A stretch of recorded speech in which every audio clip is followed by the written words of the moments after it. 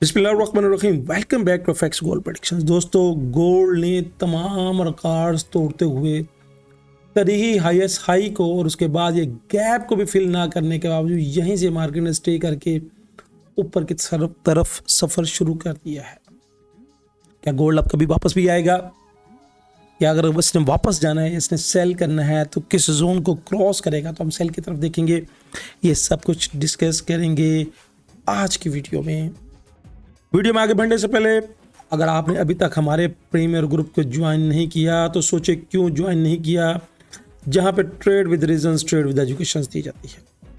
अब premiere group में ये देखिएगा, अल्हम्दुलिल्लाह पिन पॉइंट एंट्री थी 4706 से 85 पिप्स हो चुके हैं और अब अभी तक ऑलमोस्ट मार्केट ने 100 पिप्स डन कर लिए हैं। यह एनालिटिक ग्रुप की पावर्स भरपूर, अभी आप देख रहे होंगे हमारे ग्रुप ने भरपूर मार्केट से एंजॉय ले लिया है। सेल में भी मजे लिए हैं, बाय में भी मजे लिए हैं। अगर आप भी इसी तरह बाय और सेल में बेहतरीन मजे लेना चाहते हैं तो आप हमारे प्रीमियर ग्रुप को ज्वाइन कर सकते हैं। कैसे ज्वाइन करना है, यहाँ पे दिए गए व्हाट्सएप नंबर पे मेरी टीम के साथ रब्ता करें कि कैसे वर्ल्ड बेस्ट ब्रोकर को ज्वाइन करके आप अपनी ट्रेडिंग जर्नी को बेहतर तरीके से आगे बढ़ा सकते हैं। बढ़ते हैं चार्ट की तरफ कि आज का चार्ट क्या कहता है। तो चार्ट में अगर हम देखें तो H1 के टाइम फ्रेम में हम आ चुके हैं और H1 के टाइम फ्रेम पे यहाँ पे 9 और 26 पिलर्स की लाइन एक दूसरे को क्रिस क्रॉस करते हुए प्राइस ऊपर की तरफ, और यहाँ पे 9 पिलर्स की लाइन फ्लैट। अब यहाँ पे 9 और 26 पिलर्स की लाइन एक दूसरे से मिली हुई हैं, प्राइस से ऊपर है और अब माइट भी सिर्फ ये रोटेसमेंट करने के लिए आए।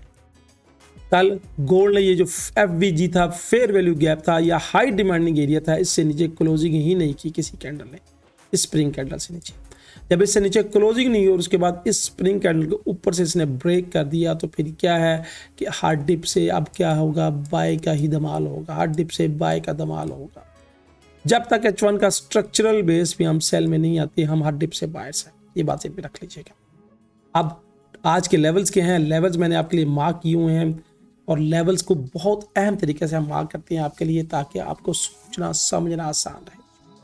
लेवल्स में ये सिर्फ ये जो था फेब का लेवल, अब फेब का लेवल्स यहाँ से यहाँ तक ये पूरी एक वेव्स है, क्योंकि जब आप सोचेंगे समझेंगे तो आपको बहुत कुछ हाथों हाथ सीखने को मिलेगा।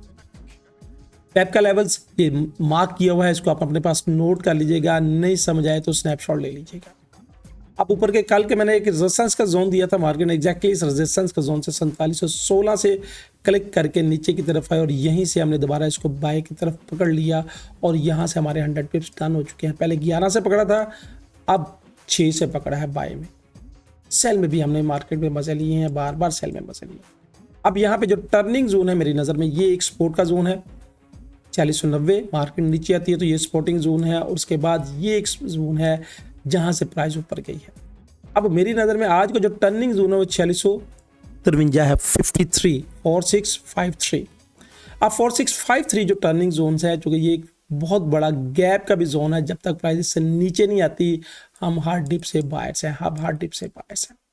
अब यहाँ पे इसको अगर एक जोन की शक्ल देनी है तो जोन की शक्ल देने के लिए मैं ये वाली कैंडल का इंतखाब करूँगा, ये वाली कैंडल का, जहाँ से मार्केट ने एक पूरा ये देखिएगा कि